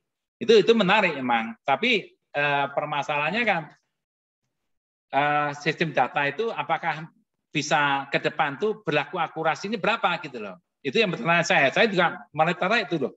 Ini menarik ini kalau bisa kayak gitu. Tapi permasalahannya, tertarik saya itu begini. Bukan saya ingin beli, bukan. Tapi menariknya adalah inovasinya sendiri. Ini berlaku berapa tahun gitu loh. Karena sistem perkembangan kan namanya IT, dalam satu perhitungan seperti kalau saya lihat di tempatnya seperti HP aja, itu inovasi itu terjadi 2 minggu sekali, Pak. 2 minggu sekali. Jawab Pak, nggak percaya. Begitu Pak datang, minggu depan sudah inovasi lagi, ada inovasi lagi. Nah itu yang menurut saya itu adalah satu yang harus ya memang kalau kita bukan berarti kita apatis ya, tapi kita harus mengikuti. Kalau enggak, kita ketinggalan kereta. Itu Pak JJ yang bisa sampaikan. Jadi nggak masalah, karena itu robot trading itu adalah merupakan gabungan dari big data, informasi dari luar semua masuk ke dia, diolah. Yang ngolah siapa? AI, Artificial Intelligence, dan juga siapa yang memberikan informasi itu? IoT, Internet of Things itu ya, yang dalam bentuk HP sendiri bisa terekam dengan baik. Itu Pak CC. Siap, terima kasih Prof. Ada yang lain? Saya Prof. Ya, silakan Bu Yuningsih. Ya, terima kasih. Saya sebenarnya menyambung dari pertanyaan. Ada banyak Bu Yuningsih? Iya, saya menyambung Pak. Saya off cam ya Pak. Ini ya, silakan. Wifi-nya agak on off. Saya menyambung pertanyaan dari. Nggak apa. Ibu matiin dulu, terus nanti saya ditanya. Silakan. Siap, Prof. Saya menyambung pertanyaan dari Pak JJ mengenai tadi untuk inovasi di saham ya Pak ya, seperti robot trader ya. Kemudian robot trader ya. Betul. Nah, kalau untuk yang ingin saya tanyakan adalah ini kita tadi sedikit membahas mengenai pinjaman online berbasis teknologi yang sangat mudah sekali sekarang. Kita tinggal download aplikasi, kemudian kita ajukan pinjaman, hanya fotokopi KTP dipoto, kemudian semua bisa cair. Nah, apakah Prof dengan adanya perkembangan inovasi yang saat ini bisa dilakukan oleh setiap manusia gitu ya Prof ya, kemudian berbasis teknologi ini seharusnya bagaimana campur tangan pemerintah? Karena yang saya lihat di televisi kan saat ini sedang marak ya Prof. Pemerintah turun tangan pada saat sudah melihat dampak dan korbannya yang cukup banyak meresahkan masyarakat gitu Prof. Jadi di balik inovasi ini seharusnya pemerintah itu konsen gitu. Bagaimana hasil dari inovasi ini memberikan keuntungan untuk masyarakat luas ataukah justru sebaliknya gitu. Nah, kebijakan seperti ini seperti apa sih Prof dengan adanya perkembangan inovasi yang luar biasa ini? Itu saja Prof, terima kasih. Ya, itu mestinya policy Bu ya. Policy pemerintah itu sebetulnya pemerintah nggak boleh diam ya. Tapi begitu misalkan contohnya aja nggak boleh diam gini. Contohnya Pak Jokowi ngomong itu ada kemarin ada yang bunuh diri, ada yang macam-macam lah. Itu yang tagihan yang tidak. Sebetulnya kalau fintech itu bagus. Kalau tidak ada distorsi yang tadi. Distorsi apa? Distorsi sistem, yang distorsi campur tangan orang. Karena pinjaman itu begitu dia di software dimasukkan data Bu ya, seperti Bu absen aja ya. Masuk. Nah, itu dimanfaatkan oleh orang-orang ini, ada campur manusia supaya menguntungkan. Nah, mungkin di sini ada satu iming-iming bagi misalkan yang saya ikutin juga itu kadang-kadang kalau dia bisa menagih secepatnya, yang nggak seneng kan gini, dia utang 1.000, suruh bayar 2.000, kan itu kan aneh itu, itulah, itu sistem mana itu yang diketahui. Dan orang yang nggak tahu, dia akan tahu, bingung loh, saya kan bayar 1.000, utang saya 1.000, kok kenapa jadi 2.000 gitu lah. Nah, itu distorsi antara uang perbedaan 1.000 ini yang dimanfaatkan oleh penagih-penagih itu Bu, supaya kalau penagih kamu dapat ini untungin kamu gitu loh. Ini nggak benar sebetulnya. Menurut saya ada distorsi sistem karena campur manusia beda dengan yang robot trading tadi Bu. Robot trader itu nggak ada campur manusia, dia dilepas saja. Nah ini di sini ada orang masuk ke komputer, dia ada orang di situ, kemudian dialihkan. Nah, kalau model kayak gini ya sulit kita akan standar. Nah, yang bisa dibuat adalah sistemnya, kebijakan harus dibuat oleh pemerintah. Pemerintah nggak boleh diem.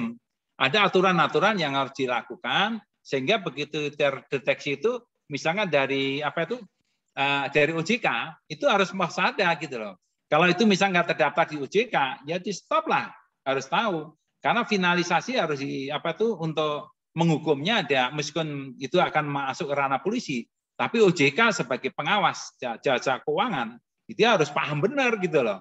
Akhirnya apa? Dia memberikan masukan pemerintah, Pak pemerintah, ini seharusnya Bapak buat aturan-aturan kayak gini tuh. Tujuannya apa? Melindungi konsumen gitu loh. Karena utang itu yang terlindungi nggak akan bisa.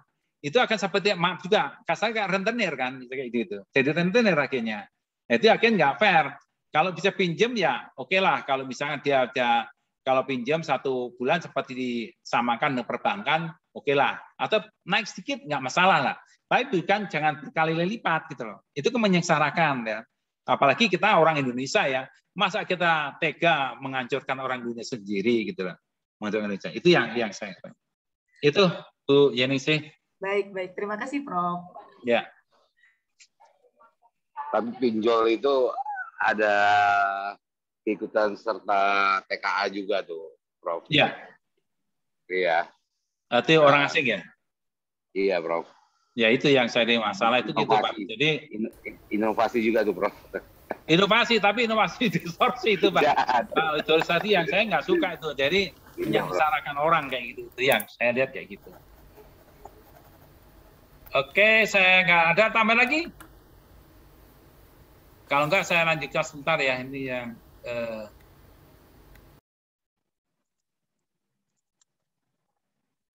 nah ini yang kita lihat penguatan sistem inovasi. Ini contoh-contohnya.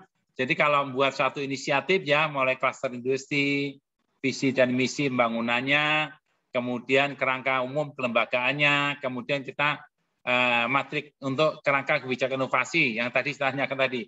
Jadi nggak bisa kalau kita membuat satu kebijakan itu harus selalu dia mendampingi. Kebijakan harus didampingi, nggak boleh dilepas tadi. Artinya maaf menurut saya itu pemerintah itu agak kurang paham ya, bukan paham. Pemerintah kurang tanggap ya. Kalau ada kayak gitu, mestinya ada aturan-aturan yang dibuat karena itu OJK harus memberikan masukan atau OJK harus memberikan memonitor ya. Tapi masalahnya kan fintech sendiri kan ada yang ada fintech itu ada satu organisasi yang dia mengayomi, ada yang legal dan ilegal itu menjadi masalah. Jadi akan sulit berkembang ya. Sehingga satu sistem ini seperti kita lihat kalau tema-tema yang dikembangkan ini apakah kerangka kebijakan inovasi, kerangka umum, kelembagaan, interaksi, ketersediaan, budaya inovasi, fokus kepaduan rantai nilai, perkembangan globalisasi itu, bagaimana dengan SID, sistem inovasi daerah, bagaimana dengan klaster industri, bagaimana jaringan inovasinya, bagaimana hasilnya terinovatif riset, bagaimana telematiknya harus gimana dan sebagainya. Ini yang menjadi satu menjadi kunci sukses ya. Kita jabarkan kalau misalkan kerangka umumnya kayak apa, itu yang kita lihat. Nah ini yang kita lihat daripada informasi kinerja dalam masa itu program untuk kontribusi nasional pengetahuan sistem Indonesia ya. Bagaimana kontribusi nasional dalam mereform kebijakan inovasi ini. Yang saya katakan ya, bahwa pemerintah nggak boleh tidur untuk kebijakan yang terkait dengan tadi mulai pengembangan simulasi audit ya, pengembangan teknopreneur yang dikembangkan oleh Shopee, oleh Bukalapak, oleh yang lain ya, GoPay atau sebagainya itu nggak boleh tidur atau fintech terutama karena perkembangan pesat sekali.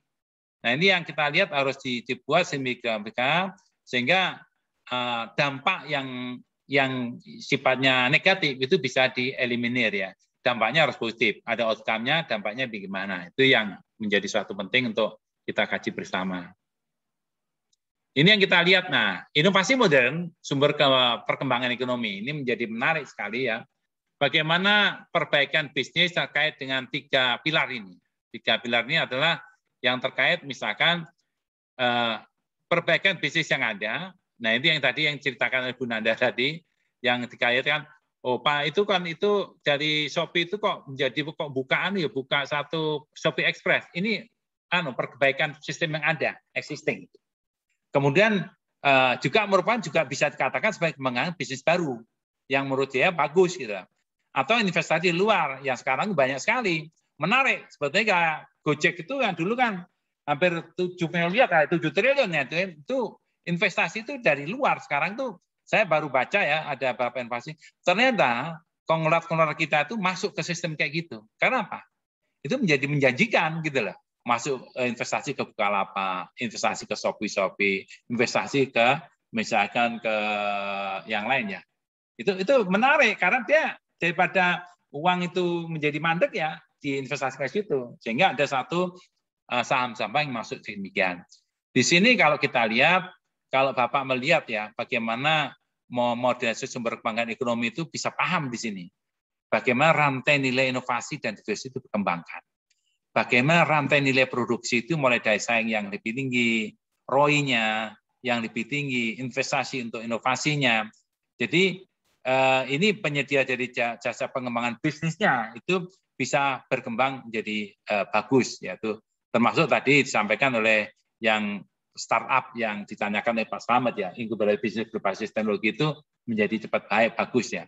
Mulai dari investasi perdagangan luar negeri, investasi di luar, kemudian bagaimana siklus yang makin menguat, kemudian juga penyediaan pengetahuan teknologi yang terus berkembang terus, kemudian pengetahuan kompetisi karena ada satu yang tadi tingkat persaingan itu sangat tinggi untuk marketplace itu sangat tinggi sekali.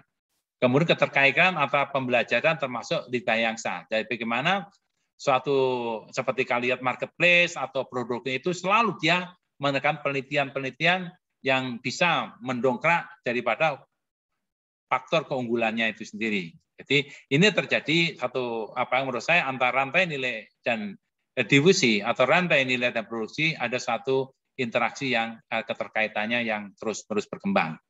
Ini coba dipelajari, diplot tadi, ini menarik sekali kalau Bapak melihat ini, oh berarti kenapa ya? Kenapa harus kembangkan bisnis baru gitu? Karena menjanjikan. Kenapa ada perbaikan yang existing yang ada itu? Nah itu kenapa harus ada investasi luar yang masuk? Karena apa? Menjanjikan modal bisa berkembang dan sebagainya. Ini yang kita lihat dari sistemnya, kemudian juga dari inkubator, kemudian dari hubungan interaksi dan personalisasi UKM. Nah ini saya sampaikan UKM itu dari UKM, jadi lihat ini contoh dari BPT mengembangkan, tapi menurut saya belum berhasil ya, karena kelihatannya harus masih belum tataran teori aja ya. Ini sistem inovasi kalau itu dibangun, tapi belum berkembang dengan baik ya. Ini saja model-model untuk bisnis jenis inovasi, misalnya keuangan, model bisnis model. Bagaimana mendapatkan imbalan, jadi networking, bagaimana membentuk kepemilikan. Nah, ini menurut Dublin Group ya. Kemudian prosesnya, proses inti, core franchise, bagaimana memberikan nilai tambah terhadap yang ditawarkan. Nah, enabling proses, bagaimana mendukung proses inti, kemudian penawaran, kinerja produk, memberikan bagian produk, merancang produk, menawar produk yang selalu baru dan sebagainya. Sistem produk, yaitu yang produk sistem, bagaimana meningkatkan penawaran intinya, jadi mengembangkan dengan yang lebih baik terus-menerus. Layanan servis ini dikembangkan oleh Bukalapak, oleh kemudian Shopee, banyak tetap berhubungan dengan pelanggan setelah pembelian. Jadi ini menjaga dari sistemnya itu. Channel bagaimana menyampaikan penawaran ke pasar, dan bagaimana mengkomunikasikan penawaran dan customer, bagaimana pengalaman mengintegrasikan hubungan pelanggan dengan seluruh sistem. Ini coba dipelajari untuk bisnis ya, karena itu menjadi suatu menarik untuk 8-10 sistem jenis inovasi itu bisa berkembang dengan baik. Mulai dari model bisnisnya, jaringan bisa diinovasi. Model bisnis bisa diinovasi. Proses di core prosesnya bisa diinovasi. Enabling prosesnya itu bisa diinovasi pendukungnya. Kinerja produknya bisa diinovasi. Sistem produk, sistemnya bisa diinovasi. Layanan servisnya benar. Channel, brand, dan customer. Ini yang dimanakan satu manajemen inovasi yang menurut saya itu akan menjadi berkembang pesat sekali ke depannya. Jadi dalam manajemen sistem inovasi itu ada 10 jenis inovasi yang menjadi satu sorotan, yang menjadi satu core, inti dari para pengembang bisnis ke depannya itu. Saya kira itu ya, Bapak Ibu sekalian, mungkin ada pertanyaan dari sini? Ini yang menurut saya mau terangkan yang agak bagusan ya, ini nanti yang ini betul hanya contoh-contoh yang harus kembangkan. Saya kira itu yang bisa saya sampaikan. Mungkin ada pertanyaan? Absen gimana Bapak Ibu? Absen berapa belum? Sudah, Prof. Sudah, Prof. Sudah, berarti nggak Tapi masalah. status delete tadi, Prof. Oke, nanti kita cek ulang aja. Saya potret dulu. Pak Yusuf, Pak Yusuf, oke.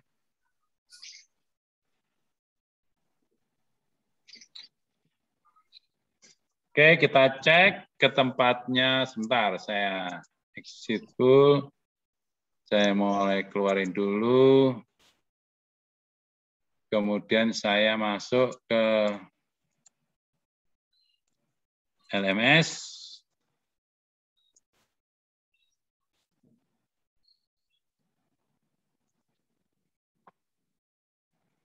Oke, manajemen. Saya kembali ke sistem. Oke, sebentar.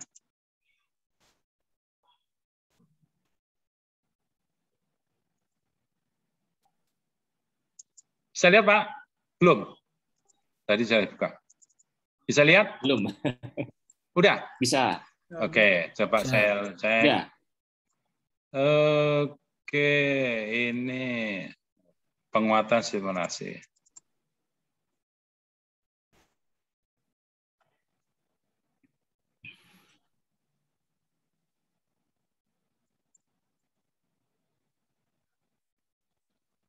Oke, Bu Erna, ada nggak? Ada, Prof. Oke, saya pindah, Bu, ya. Ya, kenapa? Pak Slamet Sutrisna, Pak Saiful Anwar. Ada Pak Saiful?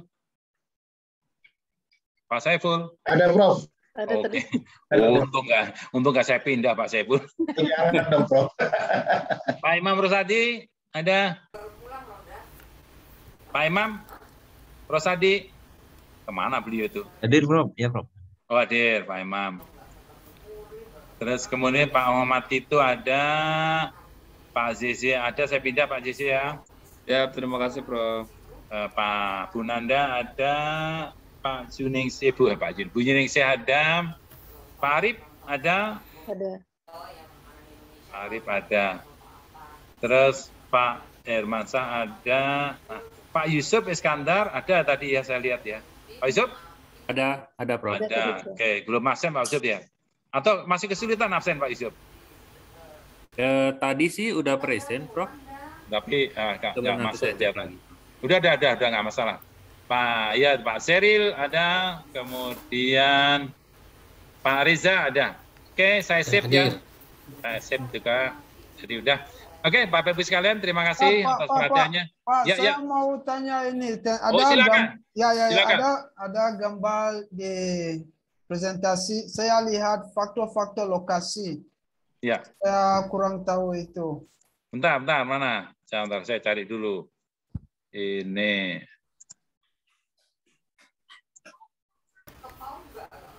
Di belakang, Pak. Ya, bentar.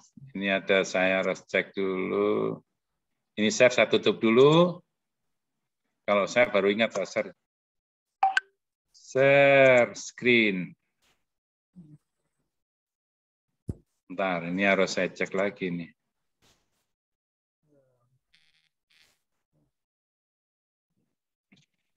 Oke, kelihatan Pak Seril? Ya, Pak. Belum. Bentar. Yang tadi ya saya sudah lihat tuh. Location.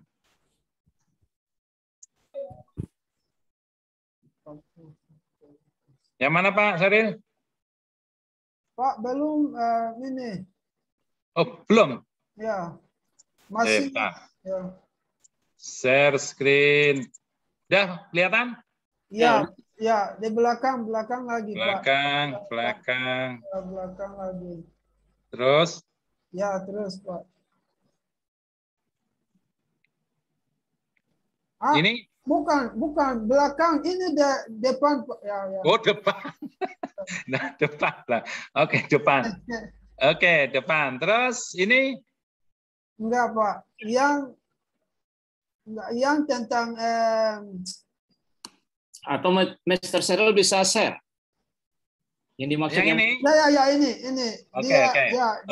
Faktor lokasi. Faktor lokasi. Lokalitas. Iya. Ya faktor lokalitas sekarang itu yang tadi faktor lokasi itu kita ada bisnis ya yang dia tuh lokal itu menjadi penting. Jadi dia berpikir global, bertindak lokal. Jadi dia marketnya itu penguatan itu adalah didasarkan pada misalnya gini, Pak Seril. Pak Seril pernah lihat suatu McD ya? Ya, ini contoh McD aja Pak. McD itu kan dia jual McDonald kan? Ada roti sama di tengahnya ada daging, ya kan? Ya, Pak. Karena dijual di Indonesia, kan orang Indonesia itu kalau misalnya ada kok daging ini kurang, ditambahi lokalnya apa? Dikasih sambal misalkan. Nah, sambal itu lokal. Kemudian juga gitu, McD kurang puas juga. Oke, kalau gitu saya bisa jualan karena lokalisasi karena sistem itu, saya bisa jualan faktor lokasi misalkan saya bisa jualan bubur ala McD. Ada kan buburnya? Pernah lihat nggak buburnya itu? Ada sambal. Ada pagi. Ada tuh Pak Saidi kalau di apa itu di McD ada bubur ala McD, ada juga dijualan juga yang dia nggak jualan fried chicken sekarang dijual fried chicken karena kebutuhan lokal gitu loh. Jadi menyesuaikan namanya tuh perusahaan yang dikarenakan perusahaan transnasional di situ. Perusahaan transnasional itu dia tuh perusahaan besar internasional tapi dia menetap di satu bukan menetap, dia buka cabang tempat tertentu atau lokalnya. Nah, produk-produk yang digunakan adalah produk yang berbasis lokal. Itu namanya faktor lokalitas itu menjadi suatu penting sekali. Dan gitu, saya, jelas. Oke Pak. Oke ya jelas Pak. Jelas ya. Jadi kita jangan Bapak kalau bertahan, Pak Saidil bertahan masalah McD aja, nggak akan laku. Nah, contohnya misalkan ini yang penting sekali gini. Ada yang dikembangkan misalkan sekarang Fanta. Fanta itu kan kalau di luar gitu macamnya satu aja, nggak 1, 2. Tapi di Indonesia ada macam-macam. Ada rasa jeruk, nah ya kan, ada rasa apa itu, ada lemon dan sebagainya. Itu adalah karena kebutuhan lokal. Karena orang Indonesia suka yang agak manis juga ya. Kalau di luar kan nggak manis kan. Coba Pak Senil yang dari tempatnya negaranya ya di Tanzania ya. Itu kan belum smack-nya kan beda dengan yang di Indonesia itu. Begitu lain kok itu beda di Indonesia. Itu karena faktor lokalitasnya menjadi penting sekali. Oke Pak. Jelas? Ya jelas Pak, jelas Pak. Terima kasih banyak Pak. Iya, oke. Ya. Oke, terima kasih Bapak Ibu sekalian. Sampai ketemu minggu depan. Assalamualaikum warahmatullahi wabarakatuh. Selamat malam. Terima kasih Prof. Assalamualaikum. Lanjut lagi kewirausahaan. Mangga kita libur dulu.